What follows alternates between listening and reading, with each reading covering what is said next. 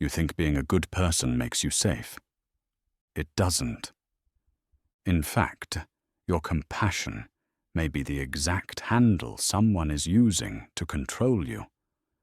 Most people are trained to look for predators who roar, but the most dangerous ones whisper. They don't dominate you with strength. They recruit you with weakness. If you understand what I'm about to show you, you will never look at victimhood the same way again. If you don't, you may spend years paying a price you don't even realize you're paying. There's a specific pattern manipulators use. It starts with pity, and it ends with your identity. Pay attention. Law 1. Weaponized pity. You think being a good person makes you safe. It doesn't. In fact, your compassion may be the exact handle someone is using to control you. Most people are trained to look for predators who roar, but the most dangerous ones whisper. They don't dominate you with strength. They recruit you with weakness. If you understand what I'm about to show you, you will never look at victimhood the same way again. If you don't, you may spend years paying a price you don't even realize you're paying. There's a specific pattern manipulators use. It starts with pity, and it ends with your identity. Pay attention. Law 1. Weaponized pity. You believe you are a good person. You help those who are struggling. And that belief, that very instinct, is the chain they use to leash you. You are paying for your own compassion. The price is your freedom. History shows that the most effective disguise is not one of strength, but of utter, harmless foolishness. We are all taught to protect the weak. This is a noble instinct, but it is also a weapon being used against you with ruthless precision. You scan the horizon for predators, for signs of aggression and dominance. You are looking in the wrong place. The real threat is not the lion. It is the wounded bird with a broken wing. History proves this with cold, brutal clarity. During the First World War, a German spy named Fritz Duquesne was tasked with a near-impossible mission to sabotage British naval operations in Cape Town. Security was absolute. The docks were crawling with armed guards. A direct assault was suicide. So Duquesne did not arrive as a soldier. He arrived as a bumbling scientist, obsessed with collecting beetles. He would wander through restricted military zones, a butterfly net in his hand, seemingly lost in his eccentric hobby. The British Guards saw a fool, a harmless eccentric. They let him pass. They laughed at him. And while they laughed, Duquesne mapped their defenses, timed their patrols, and planted explosives that crippled their warships. He operated in plain sight because he weaponized their condescension. He understood a fundamental law of human psychology. We do not guard against that which we pity. This is the ultimate camouflage. It is not a conspiracy. It is a psychological blind spot. It is a disguise so perfect that most people will live and die without ever seeing the predator hiding right next to them. The most dangerous manipulator in your life does not appear strong. They appear broken. Their power is not in aggression, but in a carefully constructed performance of victimhood. They have discovered that your empathy is a resource, your attention is a currency, your guilt is a lever, and they are draining you of all three, day by day, crisis by crisis. You mistake a predator for prey, and you are paying for that mistake with your time, your focus, and your emotional energy. This is the hidden tax of your own goodness. But after this, that tax will no longer be collected. You will never see a plea for sympathy the same way again.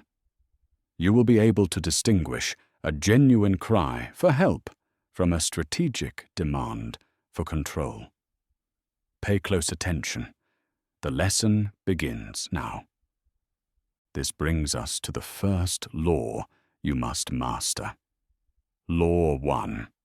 Weaponized pity. Forget the caricature of the narcissist you hold in your mind. Erase the image of the chest-pounding executive or the grandiose celebrity. That is a loud, visible threat. The enemy we are dissecting is far more sophisticated. This is the covert operator who gains power not through intimidation, but through perceived fragility. Their camouflage is weakness. Their primary weapon is your compassion. Their defining trait is a profound, almost allergic hypersensitivity to criticism. This is coupled with a constant, simmering belief that they are fundamentally misunderstood and wronged by the world. They carry this wound around like a sacred artifact, presenting it to anyone who will look. But you must see it for what it is. Every plea for pity is a power move in disguise. They are not asking for your help. They are issuing a silent demand for your attention, your energy, and your resources. Your sympathy is the currency they are here to extract, and they will bankrupt you to get it. Do not mistake this for genuine weakness. It is a highly effective, low-risk strategy for controlling others. Why risk direct confrontation when they can simply collapse? Why argue a point when they can make you feel like a monster for disagreeing? By playing the victim, they make you feel obligated to serve their needs. They avoid all accountability by making you the aggressor in any conflict. You are forced to walk on eggshells, constantly managing their fragile state, never realizing that their fragility is the cage they are building around you. Pay close attention, and you will see the pattern. Their problems are always catastrophic. Their setbacks are always the cruel work of an unjust world. But their problems are never, ever their fault. They are the perpetual victim in a drama they write, direct, and star in. And they have just cast you in a supporting role, the role of the savior. This is a role you cannot afford to play, because, as we will see, their need for a savior is the bait for a much more sinister trap. Now we arrive at the critical moment of capture, the savior trap. The vulnerable narcissist is an expert scout. They are not scanning the herd for the weak or the wounded. They are looking for the strong. They are looking for you, the empathetic, the competent, the rescuer. They have watched you. They understand your need to fix things, to bring order to chaos, and they will present you with a problem that you feel uniquely qualified to solve. This is the bait. It might be a story of financial ruin they just cannot figure out, or a tale of romantic betrayal that only someone with your insight could understand. It is a custom-made crisis, designed for one hero, you. By saving them, you feel a rush, a potent mix of power and virtue. This feeling is the hook.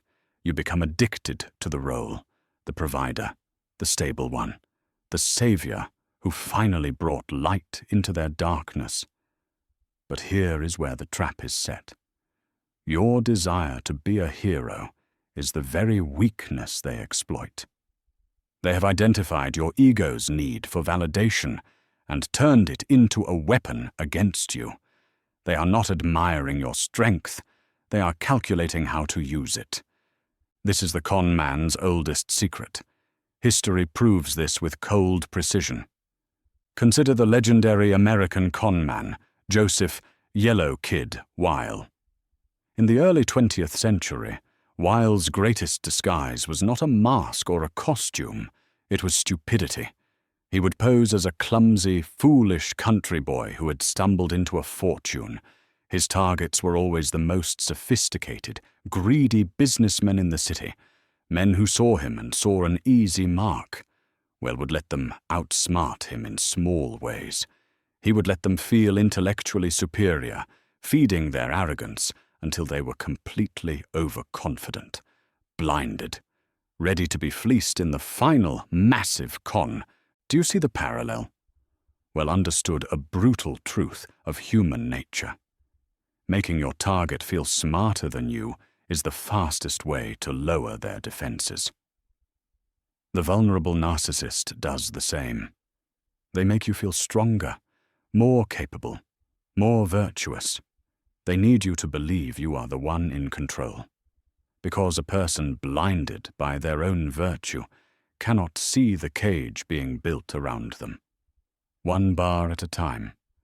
You have been trained to listen to the words, to the tragedy, to the injustice. This is your critical error. You must learn to listen not to the story, but to the structure of the story. The vulnerable narcissist's narrative is not unique.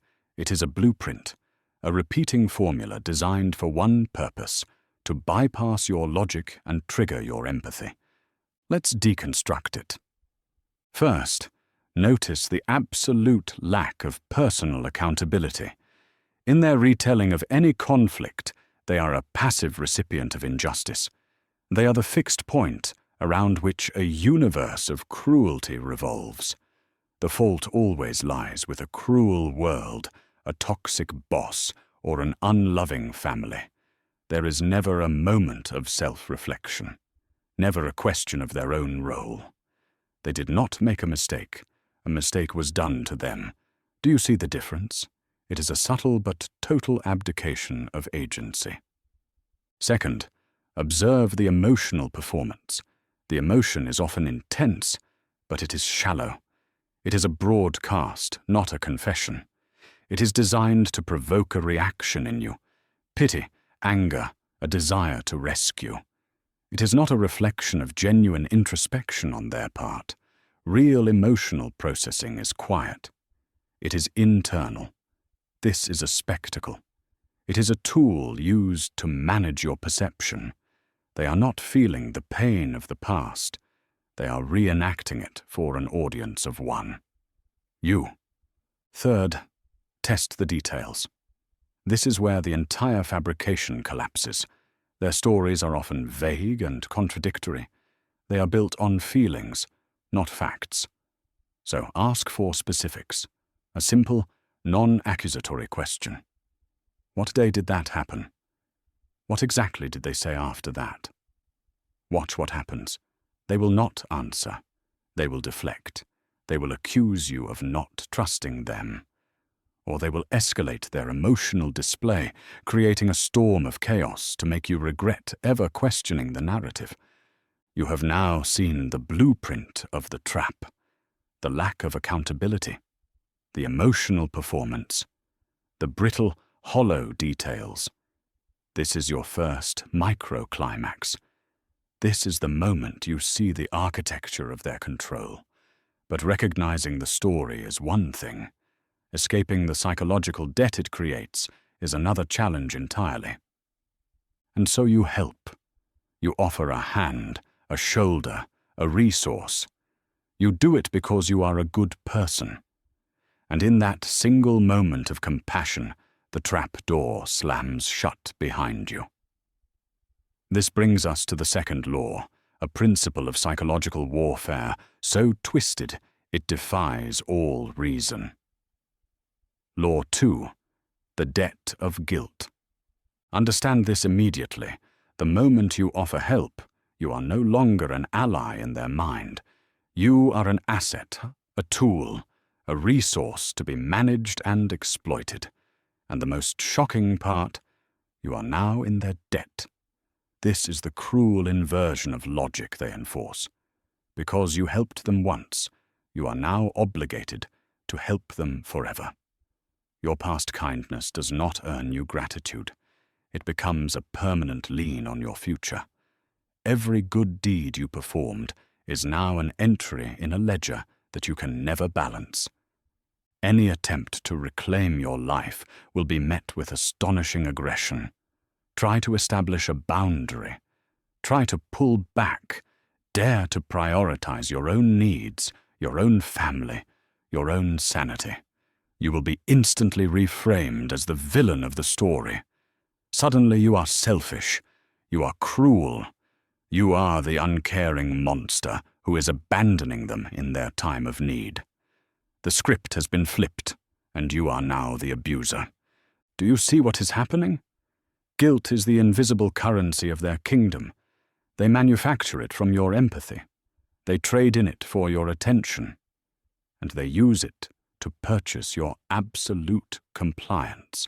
They will remind you of the one time you helped, conveniently forgetting the 100 times they drained you.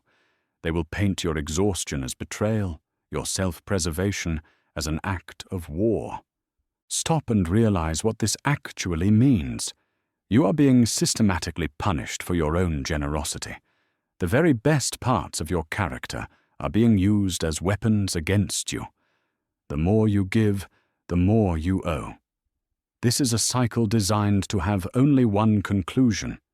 It only ends when you are completely and utterly drained, when there is nothing left for them to take. But what happens when they have isolated you from everyone else? That is where the real danger begins. And that debt of guilt is not collected with money. It is collected in a place most people never recognize until it is far too late. Welcome to the Invisible Courtroom. You think you are in a relationship, a partnership built on mutual respect. You are wrong. You are the sole defendant in a trial that has no end. Your life with a vulnerable narcissist is not a home. It is a perpetual courtroom drama, and you are always on the stand. They play every other part. They are the victim, presenting their fabricated wounds to an imaginary jury. They are the relentless prosecutor, twisting your words into confessions you never made. And they are the final judge, holding the gavel, ready to deliver the sentence for your latest failure. Every conversation becomes a cross-examination. Every question is a carefully laid trap. They are not seeking to understand you. They are seeking to corner you, to methodically dismantle your reality, prove your inadequacy, and reinforce their own blamelessness. You will find yourself constantly defending your actions, explaining your most basic intentions, apologizing for perceived slights you never committed, for tones you never used, for thoughts you never had. Have you ever walked away from a simple discussion feeling utterly exhausted, confused, drained, and somehow guilty? That is not an accident. That is the intended outcome. This is a tactic of pure psychological exhaustion. They are not interested in truth. They are not interested in resolution. They are interested in grinding you down. They will drag you through endless, circular arguments. They will shift the goalposts the second you think you have found common ground. The fight is never about the issue at hand. The fight is about wearing you down until you break, and eventually you will concede. Not because you believe you are wrong, but because your spirit will crave just one moment of peace. You will surrender just to make the noise stop. But here is the truth that most people are too afraid to see. That peace is a mirage. It is a temporary ceasefire in a war that is designed to last a lifetime. The court is never, ever adjourned. The next trial, over some new, imagined offense, is always waiting. The moment you let your guard down, you will hear the summons. Because a courtroom requires a defendant, and their entire identity requires a villain. This system is designed to keep you locked in that role. But what happens when their courtroom is the only room you are allowed in? What happens when they begin to systematically remove everyone else from your life? Once you are trapped in their invisible courtroom, the manipulator's next move is not to win the case. It is to dismiss the jury. Forever. A manipulator's greatest fear is an outside perspective. A witness who is not under their spell. To maintain their grip, They must become the sole narrator of your reality. And this requires your complete and total isolation. They will subtly poison every other relationship you have. Friends who question their behavior are diagnosed as jealous. Family members who express concern simply don't understand what you two have. They are not trying to help. They are trying to tear you apart. Do you see the pattern? But this is never done with open aggression. That would expose the game. Instead, they do it by weaponizing their own fragility. They play the victim. I don't want to be a burden, but your friend makes me so uncomfortable. I feel like they hate me. I know your sister means well, but she's so judgmental. It hurts. Each sentence is a loyalty test, a quiet demand that you choose a side. This strategy is not new. It is a timeless play for power, perfected in the courts of emperors. History proves this. Consider Charles Maurice de Talleyrand, the foreign minister to Napoleon Bonaparte. To manage the brilliant but dangerously egotistical emperor, Talleyrand cultivated a specific persona. He played the fool. In meetings that would decide the fate of nations, he would mumble, appear confused, and act indecisive. This masterstroke of theatre allowed Napoleon to always feel like the smartest, most powerful man in the room. But who truly held the power? By appearing weak, harmless, and non-threatening, Talleyrand gave himself immense space to maneuver. Napoleon saw a loyal, bumbling servant he could easily control. He never saw the master strategist quietly guiding decisions from the shadows. Talleyrand did not just survive Napoleon, he outlasted him. The vulnerable narcissist in your life is playing Talleyrand, and they have cast you in the role of the emperor. By appearing fragile and in need of your protection, they make you feel strong. They become your only true, loyal confidant, the one person who truly gets you. They are creating an echo chamber where their voice is the only one you trust. This is how they gain their influence. By appearing to be nothing, they maneuver themselves into being your everything, quietly cutting the lines to your entire world until they are all that is left. We have dissected their strategies. We have mapped the battlefield. But to truly neutralize a threat, you must understand its source code. We now shift from tactics to diagnosis. To defeat an enemy, you must understand their source of power and their source of weakness. For the vulnerable narcissist, they are the exact same thing, a desperately fragile ego. An inner world so brittle it would shatter from the slightest impact. Understand this. Their entire reality is a defense mechanism. They are not consciously lying in the way you or I understand it. That would imply they know another truth. They do not. They have constructed an elaborate narrative of victimhood, of being misunderstood, of being uniquely wounded by the world. Why? Because the alternative is a psychological death sentence. The alternative is facing their own mediocrity, their own shame, their own deep and terrifying inadequacy. To them, admitting a simple mistake is not just embarrassing, it is annihilation. Every manipulative act, every guilt trip, every sob story is not born from a position of strength. It is born from a place of profound terror. They must control how others see them, because that is the only way they can control how they see themselves. Your perception is the glue holding their fragmented identity together. Without your validation, without your pity, they begin to disintegrate. They must keep you in the role of savior or aggressor, because the role of an indifferent observer is the one they cannot survive. But here is the critical truth. This does not make them worthy of your pity. It makes them infinitely more dangerous. Think about it. A simple con man knows he is lying. He has a limit. There is a point where the risk is no longer worth the reward. But the vulnerable narcissist believes their own fabrication. They are not defending a simple lie. They are defending their entire existence. A person fighting for a truth they have manufactured will go to lengths a calculated deceiver never would. They are not fighting you for money or status. They are fighting for their very survival, and a cornered animal is the most vicious of all. We now return to the high-stakes game. Understand this clearly.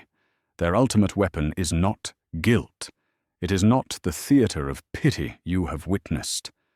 Those were merely the opening moves, designed to soften the target. Their true objective is far more ambitious. It is the complete hijacking of your reality itself. This is Law 3. This is gaslighting, but not the clumsy, obvious kind. This is gaslighting executed with surgical precision. It is a slow, methodical poison administered over weeks, months, and years. They will deny saying things you clearly heard them say, looking you straight in the eye with unnerving conviction. They will invent promises you supposedly made, weaving them into the fabric of your shared history until you begin to question your own integrity.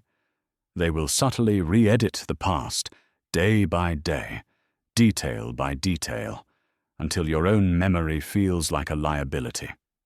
A faulty piece of equipment you can no longer trust. Why do they do this? It is not about winning a single argument. It is about winning everything. The goal is to make you doubt your own sanity, to erode the very foundation of your perception until it crumbles into dust. Because if you cannot trust what you see, what you hear, or what you remember, you have no choice. You have no alternative but to accept their version of events. You become a prisoner in your own mind, completely dependent on your abuser for your understanding of the world. Your reality becomes a franchise, and they own the master license.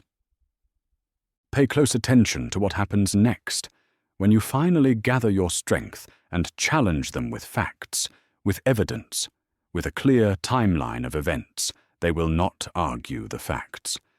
To argue the facts would be to acknowledge a shared reality. Instead, they will attack your perception of them. You will hear the classic refrains of the reality hijacker. You're being too sensitive. You're misremembering things again. You always exaggerate. That's not how it happened at all. They are not debating you. They are invalidating you. You now understand their tactics. You see the board and you recognize the pieces. But what is the true, long-term cost of this psychological warfare? What is the final price you pay when someone else holds the keys to your own mind? The answer brings us to a secret even more dangerous. The constant reality hijacking is not the end game. It is the weapon. The psychological warfare is not the objective. It is the strategy. We have now moved past the social and psychological layers of this assault. We are entering the existential, because the ultimate price you pay is not your time, your money, or even your friends. The final bill that comes due is your identity. It is the hidden tax on your soul. Stop and think about this. Who were you before you met them? What did you love to do? What music did you listen to? What were the goals that set your mind on fire? Now, where are they? They have faded. They have been pushed into a dark corner, replaced by the single, all-consuming job of managing another person's fragile ego. Your life's purpose has been downgraded to emotional support animal. Your hobbies, your ambitions, your passions. They are all liabilities in their world, because they take your focus away from the only thing that matters, them. Your own emotional landscape becomes a mirror of theirs. You are anxious because they are in a state of crisis. You are agitated because they are offended. You feel a moment of peace only when they have been placated. You stop being a person. You become a function, an appliance, a tool used to regulate their internal chaos. Do you see the trap? You are no longer living your life. You are merely an extra in the tragic drama they are producing. This is the slow erasure of the self. This is a psychological death by 1,000 cuts. Every time you silenced your own needs to meet theirs, a small piece of you died. Every time you abandoned a personal goal to soothe their latest manufactured panic, a part of your future was stolen. This is not an accident. It is not a byproduct of their condition. It is the unspoken goal of their control, to hollow you out, to make you a safe, predictable, and utterly dependent extension of themselves. And when they sense you are finally waking up to this slow-motion murder of your identity, that is when the real desperation begins. That is when you witness the true monster behind the mask. So you have recognized the problem. You see how your very identity has been eroded, piece by piece, to prop up their fragile ego. You have decided to walk away. You have decided to reclaim what is yours. Do not for 1 second believe this will be a quiet exit. You are not just leaving a person. You are cutting off the primary source of their psychological survival. They will not let you go peacefully. They will react like a cornered animal, because that is exactly what they are. In psychology, this is known as an extinction burst. But do not let that clinical term fool you. This is not a theory. It is a declaration of war. An extinction burst means their manipulative behaviors will not just continue. They will escalate to a level you have never seen before. Everything they have ever done to control you will be amplified by 1,000. This is the final, desperate battle for your soul, and they will burn the world down to win it. The quiet victim you once knew will become a public martyr. They will launch a vicious smear campaign against you. They will twist every story, every confidence, every vulnerability you ever shared. They will tell anyone who will listen how you abandoned them in their darkest hour, how you were the cruel one, the unstable one. They will paint themselves as the saint you crucified, and people, eager for drama, will listen. Their private pleas will become public crises. Get ready for the late-night calls from unknown numbers. Prepare for threats of self-harm, carefully designed to make you legally and morally responsible for their life. They will invent medical emergencies. They will create dramatic scenes in public places, at your job, or in front of your family. Every action is engineered to pull you back in through a tidal wave of public shame, fear, and guilt. You must understand this with absolute clarity. This is not a sign of your power over them. It is not a twisted form of love or a sign of how much they need you. It is the final, desperate act of a controller losing all control. It is the tantrum of a god who has lost their only believer. You are witnessing the raw, unfiltered panic of a predator whose prey is about to escape. You must be prepared for this storm, because it is coming for you. When the final storm hits, your instinct will be to reason with them, to explain your position, to seek a mutual, amicable separation. You will believe that logic and fairness can still prevail. This is a fatal mistake. You cannot win a negotiation with a vulnerable narcissist because you are not playing the same game. You are playing with logic and reason. They are playing with raw emotion and a terrified ego. They are not looking for a fair outcome. They are looking for a win. At any cost, any attempt you make to be fair will be seen as a sign of weakness, an opening to be exploited.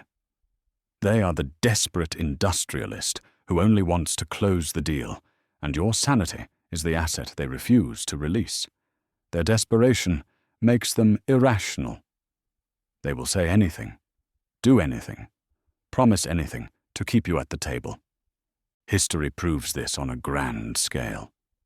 Consider what happened in post-World War I Paris. A German businessman arrived, intent on buying a factory from the Brisson family, a dynasty of French industrialists. He saw the French as defeated, frivolous, weak. He assumed he could dictate the terms and walk away with their prize for pennies. He came to the negotiating table ready to argue, to bully, and to win. But the Brissons did something brilliant. They refused to play his game. Instead of meeting his aggression with counter-arguments, they leaned into his prejudice. They acted utterly uninterested in business. They talked of parties, of fashion, of anything but the deal. Their feigned foolishness, their complete disinterest, drove the German industrialist mad. He had come for a fight, for a negotiation. He was met with a shrug. His frustration grew into desperation. He needed to close the deal to prove his superiority, and in the end, he paid their wildly inflated price just to feel like he had won. The Parisians in our story won not by out-arguing their opponent, but by refusing to engage on his terms. Their price was money.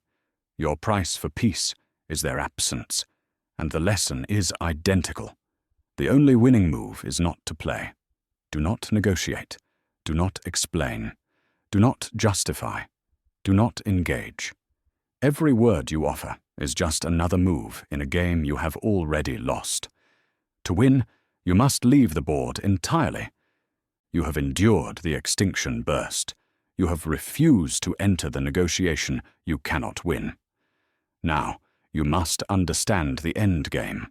All their tactics, from the weaponized pity to the reality hijacking, are designed for one purpose: to get a reaction, to harvest your emotional energy. This brings us to Law 4, the ultimate defense, the one strategy their fragile ego cannot defeat.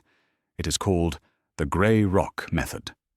A narcissist is a parasite that feeds on emotional reactions. Your anger, your pity, your guilt, your love, it is all fuel. Every tear you shed, every defense you mount, every plea for understanding powers their engine. They do not care if the reaction is positive or negative. They only care that you react. The grey rock method is a strategy of deliberate starvation. You will cut off their supply line at the source. You become a grey rock, uninteresting, unresponsive, utterly and completely boring. Think of a stone on the side of the road. It has no opinions. It offers no drama. It simply exists. When they try to provoke you with accusations, you give short, factual, non-emotional answers. I see. Okay. I will look into that. When they unleash a sob story, you offer no sympathy. That sounds difficult. You do not defend yourself. You do not explain. You do not engage in their reality. Why would you? A rock does not argue with the wind. This is not a passive act. Do not confuse this for weakness. This is an active, disciplined strategy of emotional warfare. It will infuriate them because it denies them the fuel they need to live. It is a direct assault on their core mechanism of control. A predator can circle a stone. It can snarl at it. It can even try to bite it. But it cannot feed on a stone. It will only break its teeth. Eventually, they will grow bored. They will become frustrated. The energy they expend trying to crack you will yield nothing, and their survival depends on finding an easier source. They will seek out a new, more responsive target. This is not a dramatic victory. There is no final, cinematic confrontation. That is their fantasy, not your reality. This is a quiet, absolute liberation. It is the moment you cease to be a source of fuel and become, to them, nothing more than a useless grey rock. and in that perceived uselessness, you find your absolute freedom. Let us shift into a state of clarity. The war is over. The constant noise of their demands, their accusations, their manufactured crisis has stopped, and in its place, there is a silence so loud it can feel deafening. This is not an ending. This is the beginning of the real work, the work of rebuilding your frame. Your first task is to reclaim your own perception. Their greatest weapon was the distortion of your reality. So you will build an anchor. Start a journal. Tonight, write down your memories of what happened. Every lie, every manipulation, every moment of doubt they planted in your mind. Solidify your version of reality on paper, where their words and their influence can no longer touch it. This journal becomes your constitution, your undisputed historical record. It is the first brick laid on a new foundation. Second, you must reconnect with the world they stole from you. Reach out to the friends and family you were systematically pushed away from. Do you remember how they were framed as enemies? As people who didn't understand your connection? That was not an accident. It was a strategy of isolation. Their outside perspective, their memory of who you were before, is the antidote to the poison of gaslighting. It is the external validation that proves you are never the crazy one. Their presence realigns your compass to true north. Third, you must relearn the language of boundaries. A boundary is not a polite request. It is not a negotiation. It is a declaration of what you will and will not tolerate from this point forward. It is a non-negotiable term of your existence. Think of yourself as a sovereign nation. Your boundaries are your borders. They are not up for debate. They are to be respected, or the trespasser will be removed. No explanation is required. No apology will be given. Your space, your energy, and your peace are yours alone to command. Understand this critical distinction. This process is not about healing. The word healing implies you are a patient waiting to recover. That is the old frame. This is about reconstruction. You are not a victim recovering from an injury. You are an architect, standing on cleared ground, redesigning your entire life on a foundation of absolute, unshakable truth. Your truth. And from this foundation, you will build something they can never tear down again. You have established your new reality. You have become the grey rock. And now, there is silence. Do not mistake this silence for victory. It is not an admission of defeat. It is a strategic retreat. This quiet is the calm before the final storm, and you must be ready. Because this is the final test. After a period of time, weeks, months, even years, they will likely return. This return is a tactic. It has a name. It is called Hoovering, named after the vacuum cleaner. Its purpose is exactly what it sounds like, to suck you back into the vortex you just escaped. It will not look like an attack. It will look like a white flag of surrender. It may come as a new, desperate crisis that only you can solve. It may come as a declaration of a sudden, miraculous epiphany about their past behavior. They will claim they finally see the truth. They will thank you for opening their eyes. Or it might be something much more subtle. A casual, just checking in message. A text about an old inside joke. An old photo sent without comment. The form is irrelevant. Do you understand? The method of delivery is a masterclass in misdirection. The intent is always the same. They are testing your boundaries. They are walking up to the fortress you have built and gently pushing on the door. They are checking to see if it is still unlocked. And what do you think happens if you answer? A single polite response is all the encouragement they need. A simple, "I'm doing okay, hope you are too," is a key turning in that lock. It tells them the system can still be breached. It signals that the cycle can begin anew, all your work, all your progress, undone by a single moment of misplaced civility. So what is your response? What is the only move that guarantees victory? It is the same move that brought you this peace in the first place. Silence, indifference, the grey rock. You do not engage, you do not explain, you do not acknowledge. You give them nothing. Passing this test is the final confirmation of your mastery. It is the moment you prove, not to them, but to yourself, that their power over you has been permanently severed. You are no longer a resource. You are a ghost, and ghosts cannot be controlled. Let us reframe everything that has happened to you.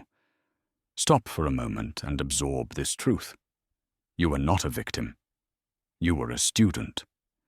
You were enrolled in a brutal, advanced course on human psychology and manipulation. The tuition was paid with your peace of mind, with your energy, with your trust. But the lesson you received is one that 99% of people will never understand. They will walk through their entire lives blind to the forces you can now see with perfect clarity. Before, you saw chaos and confusion. Now you see the blueprint. You can see the invisible architecture of covert control. You can spot the subtle tells of weaponized pity from a mile away. You can hear the faint tremor of a sob story engineered to create a debt of guilt. This perception is not a curse. It is a superpower. Do you understand what this means? This knowledge is not a scar left behind from a wound. It is a shield. Forged in fire, it is now unbreakable. It is a lens that allows you to navigate the world with a level of perception that is simply unavailable to the masses. They are playing checkers. You can now see the entire chessboard, 3 moves ahead. You did not merely survive an attack. That is the language of a victim. You have acquired an immunity. You have been exposed to a potent strain of psychological warfare, and your system has built a permanent defense. You have turned a profound vulnerability into an impenetrable strategic advantage. The very tactics that were used to weaken you are now the signals that alert you to danger long before it arrives. What was once a weakness is now your greatest strength. And you, watching this right now, have absorbed this knowledge vicariously. By understanding the architecture of this trap, you have already stepped outside of it. You are already ahead of the millions who will remain entangled in these webs for their entire lives, never understanding why they feel so drained, so confused, so powerless. They will mistake the cage for a sanctuary. You will never make that mistake again. We have traveled through the labyrinth of their making, dissecting every trap and every weapon they use to drain your life force. And now we arrive at the end. The final truth. Most people believe the goal is to finally win, to fight back with rage, to make the narcissist feel the exact pain they inflicted on you. They believe the opposite of control is hatred. This is the last and most clever trap they will ever set for you. Anger is a chain. Hatred is a cage. Revenge is a poison you drink, expecting them to die. Each of these fiery emotions is a signal you broadcast directly to them. A signal that says, you still matter. You still have power here. You still occupy space in my mind. Your rage is a source of supply, just as potent as your adoration was.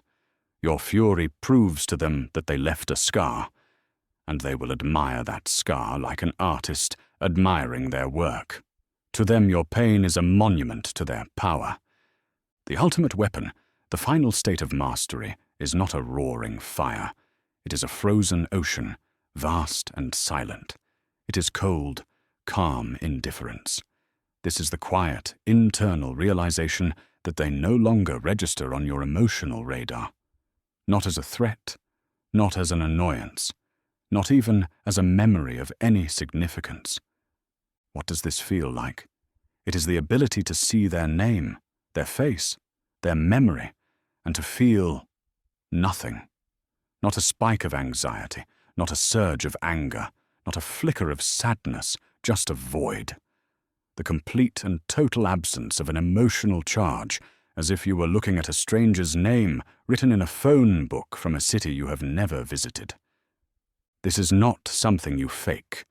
You do not put on a mask of indifference to win a final argument. It is something you become. It is the quiet, unshakable dominance of a mind that has seen the game, learned all the rules, and simply decided to walk away from the table. The game itself has become boring, pathetic, beneath you. They are no longer a villain in your story. They are not even a footnote. They have been deleted. They have become utterly and permanently irrelevant. And here is the truth that turns their entire world to dust. In their reality, attention is oxygen. Admiration, fear, pity, hatred. It is all air for their lungs. But irrelevance. Irrelevance is the vacuum of deep space. It is the one thing they cannot fight, manipulate, or survive. You do not win by shouting them down. You win by forgetting their name. You achieve victory not through a loud battle, but through the profound silence of a universe in which they simply no longer exist. In their world, where they must be the main character, this is the only true death.